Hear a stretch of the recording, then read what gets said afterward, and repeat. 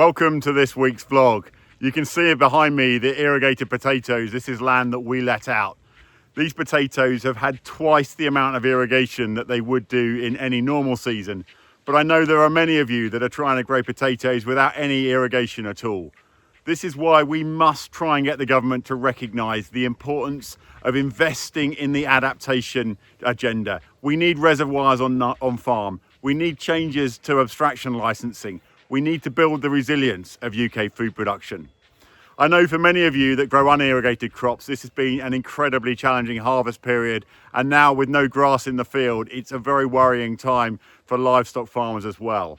We're hearing of farms where wells have run dry and they're having to take water into the house as well as to the livestock. Clearly, this just adds huge complications. On top of that, down in the southwest, the outbreak of bluetongue is very severe and creating huge concern. I'm going to hand over to Clare, who's going to update on what's happening there. Thank you, Tom. Members need to be aware of a real upsurge in cases of bluetongue in the southwest, although it's now tracking up the country. We've had bluetongue overwinter here last winter, and with this hot weather and a big viral load, the midges are replicating and it's spreading fast. Symptoms are more severe in cattle and sheep, and we're really worried about mortality. I need you to pick up the phone, ring your vet, talk about vaccination. Please also remember to notify your vet if you think you've got bluetongue. It's really important that we get this tested, check it is bluetongue 3, and also track it as it goes up the country.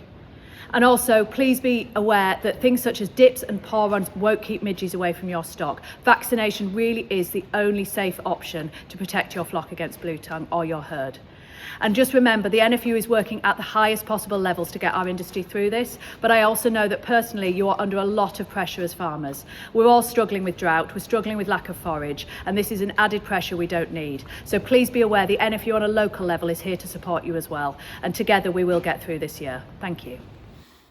Thank you very much, Claire. Clearly a really worrying situation. The impacts on the ground for some are very severe. We're trying to work with the Chief Veterinary Officer, APHA and other organisations to try to make sure that vaccine is available, because that is the #1 route to protection, and particularly for areas of the country that aren't currently facing the pressure, we do need to try and get those animals vaccinated as soon as possible. We also continue to raise our concerns around Brazilian meat imports. From the 3rd of September, it looks highly likely that the EU will be stopping all imports of Brazilian beef and poultry because they're worried about the antibiotics that are being used within the production of that meat. It's unthinkable that meat which has been deemed not to be fit for the EU marketplace may well make its way here to the GB marketplace and would have very real implications.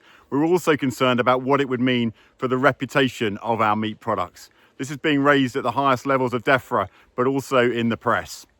We'll continue to update you with everything that's going on. Please do visit the memorial page for David Barton online to leave your thoughts about the work of David Barton, and we'll be there saying farewell to him on Tuesday. Thank you very much for listening.